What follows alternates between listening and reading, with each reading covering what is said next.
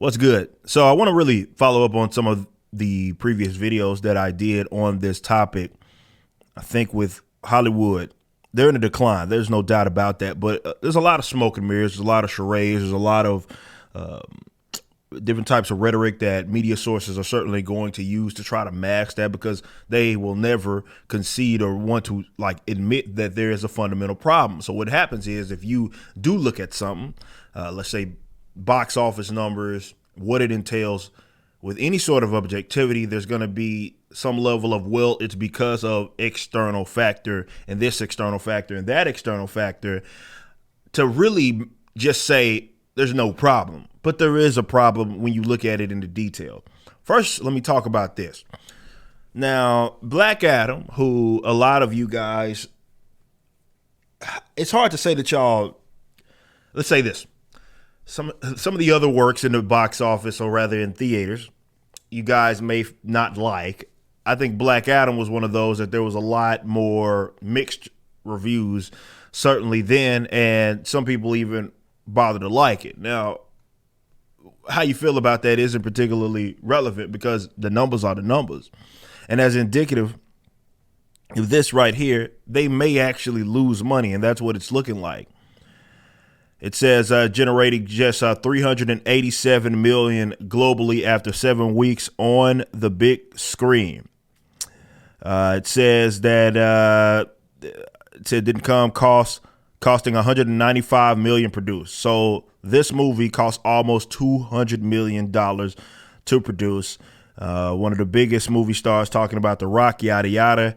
It requires a marketing spend of $100 million. They probably spent more than that, according to knowledgeable individuals. So they're saying the insiders say they only spent $100 million. They probably spent more than that. That's not the industry standard. You can usually double what they spent, or you might as well, in order for them to make the money back. So, you're talking on a near $400 million to probably make the money back on what they certainly spent on it.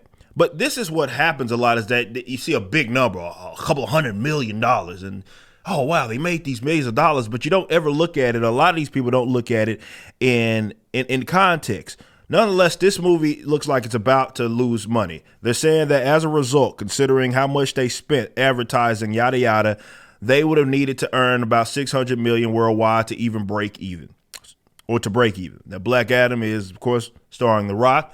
Again, for all accounts, from what I picked up, seeing a trailer or two, again, I didn't watch the movie. This just acts, it's Rock in a Black Adam suit. Whether you like it or not doesn't mean he's necessarily a good Black Adam or is a great casting. It's The Rock, yada, yada.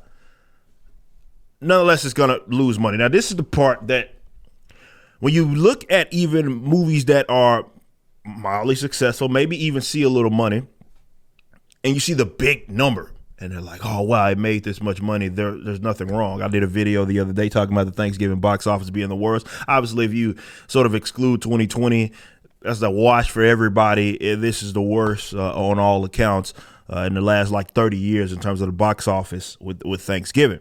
We know how Strange World basically flopped. And they will look at this big number by way of Black Panther. But by all accounts, it's doing worse than its predecessor. Okay, now that doesn't mean that it's doing bad in terms of the box office. Again, whether you like these movies or not, we'll tie this point together here in a little bit. But you look at, for example, with Black Panther 2018, $1.3 million. Domestic was $700 million. International, $636 million. Almost made just as much international as it made domestic.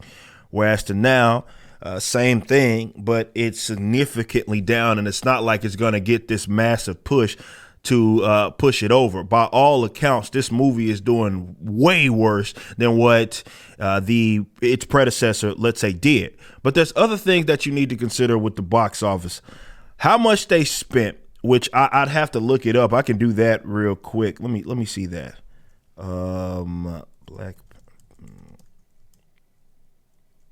See how much the budget was. 200 and okay, so according to the direct, they spent it was a record breaking budget of $250 million.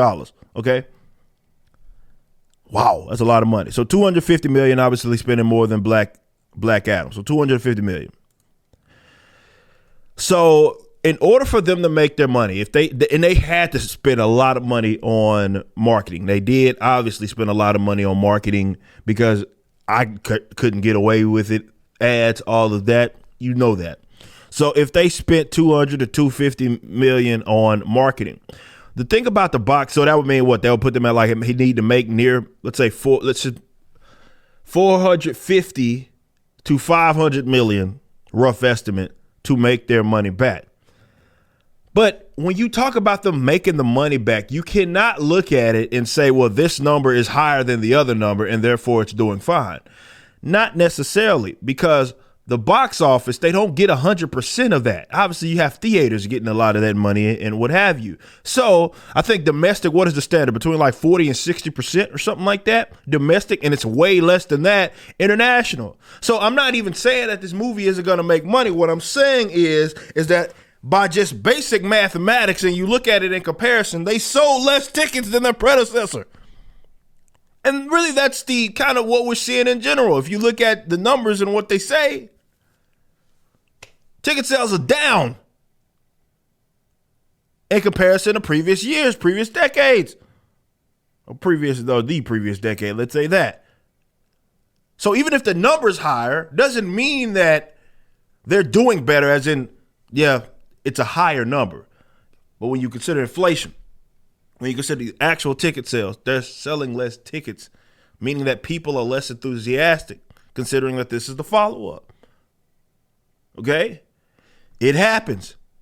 But that's where we're at. You can't just sit up here and deny that just because it's an inconvenient fact, because so many of these weirdos are overprotective of their little mega corporations, right? And it's just the guys, the idiot hate mongers. They're just pretending that it's doing so bad. And no, the state of the industry is the state of the industry. Streaming is not making these studios money. We talk about Disney, who put out this movie, by the way, losing $8 billion since Disney was launched. Disney Plus, that is. Not Disney, but Disney Plus. Losing almost 1.5. 1.47 is the actual number in terms of what they lost last quarter on Disney streaming services alone, dude. They're not doing well for themselves. Now, the external factors, there are external factors 100%, but they're not like, okay, well, they're just, it's not really doing bad. It's just this. No. What's happening is simple. And it's not the only entertainment industry that's dealing with this. They're not getting people enthusiastic about their projects. It is not a rocket science. That's just what it is.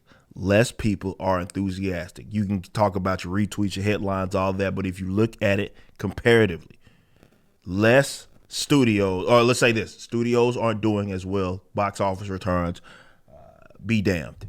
That's just what it is. People are uninspired to go see this stuff. You can point to the external factors that have to do with that, but you don't want to acknowledge that. Is it that Hollywood, definitely since 2016, has completely lost its mystique? That have something to do with it. They've opened their mouths. Social media has allowed them that direct line of sight with their audience. They talk a little. And look, here's the reality. Definitely you leftists who love to support stuff out of spite and not even technically support it, because if anything, you pirate it. But this is the deal. You don't get that big and get a lot of money like that unless you're appealing to people that are on different sides of the political spectrum. Now, I don't know if y'all ready for this different world, right? Where, okay, if you're going to control that and then you're going to tell people how much you don't like them, thinking they suck because they support different politics from yours, okay. But that's going to lead to a more decentralized kind of situation. And y'all are not going to be able to make the money that you made. They're going to be successes, right? We're dealing with the comic book industry right now. There's going to be successes. We see independent successes all the time. But it's not going to be one of those cases where the entire industry may be dominated by a handful of studios. It's just not going to happen. If you're going to keep in this route, look, this is my opinion on it. Hollywood has one or two choices. Right? They're going to have to completely overhaul their approach and pivot, or they're going to go under. That's the only two options here. Okay? I don't know which one it's going to be, because I know people have very short-term memory. So it ain't going to take much for Hollywood to be like, oh, well, okay, we're just going to stop being goofballs and we're going to try to actually sell to willing customers no matter where they're at. Now, in that case, people may start going back to support that sort of stuff, but it's also in the material that it is that you're creating. It's a content issue, bro. Now, I know so many people hated ISOM, and yes, I'm gonna make it about me. You can call me what it is that you want. Why wouldn't I make it about my business? Idiot. They certainly do. But I'm gonna make it about my business because we're dealing with the same thing in the comic book industry. But I get these weirdos, and they say something along the lines of, well, ISOM, look at all these, they call them tourists, right? Look at all these new people, which is what I call you guys, that pretend to like this stuff. They say tourists because they'll go screenshot a bunch of people that said ISOM was their first comic book. Now, because they're retarded, they're going to look at that like it's a bad thing. Right? So they look at that and they say, well, that's negative. Because there's a new people, that's a bad thing. It's like, no, fool. In order to grow, that's exactly and what we need. And we haven't got that out of comics in a long time, where you have people that are you're introducing new people to the genre, if you will. Introducing more people, getting people more enthusiastic about the genre per se. And that's what so many different avenues are incapable of doing now. People's attention is occupied doing other things, and you've turned off your core customer base in a lot of senses. Getting new people involved is what you need for the industry itself to grow. But if you're not going to get new people, especially when we're entering the new generations or becoming older or buying age, well, you're in trouble. It's simple as that. It's just basic math. And another thing to consider is that Hollywood painted themselves in a corner with this. These big budgets that they're having to spend or having to utilize to just get a movie out is their own doing. Between their unions, between their deals, whatever level of red tape that they have to jump through, that has overhead being costing as much as what it costs, be it the actors or whatever. They are spending entirely too much. For context, you can look at something like an animated film like Strange World, that new movie that flopped. They spent like $180 million on it. That's not $180 million. People have done nice animations for less, right? Comparable animations, certainly for less. They're spending far too much. Another thing is that with different aspects, China is not as lenient with American studios and them having that release. So a big bulk, just because of the sheer number of people in China, of some of these studios in terms of their reliance was on China. And if you're not getting a release in China, which it's not just with Marvel or Disney, it's with different studios. If you're not getting a release, well, you're going to make less money. So if you're going to talk about external factors, those are part of them. So what's going to be the next thing is what Hollywood have to try to figure out to get people enthusiastic about the movies again. How do they collaborate with the theaters to get people enthusiastic about the movies again? And they have it's an uphill battle, let's say that. But the numbers are the numbers. You can be mad at me, you could not like it, but there's no spinning the fact that box offices right now, and you can point to the exception. There's a Marvel movie here or there, and there's an exception. But in general, they're not doing that well right now. And all numbers indicate that. Wherever you're viewing the content, I appreciate you. If you enjoyed it, you may be interested in my comic book company, Rippaverse Comics. Our first book and campaign, ISOM #1, brought in $3.7 million with tens of thousands of satisfied customers.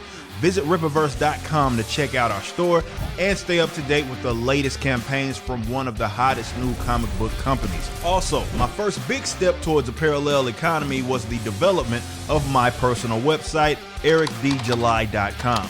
This entirely replaced my Patreon. Now, if you enjoy this content, please consider becoming a member over at the website. We have an ever-expanding list of perks for various membership tiers, a forum, and a phone app.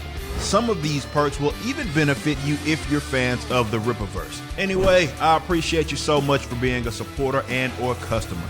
I even got a little love for my haters.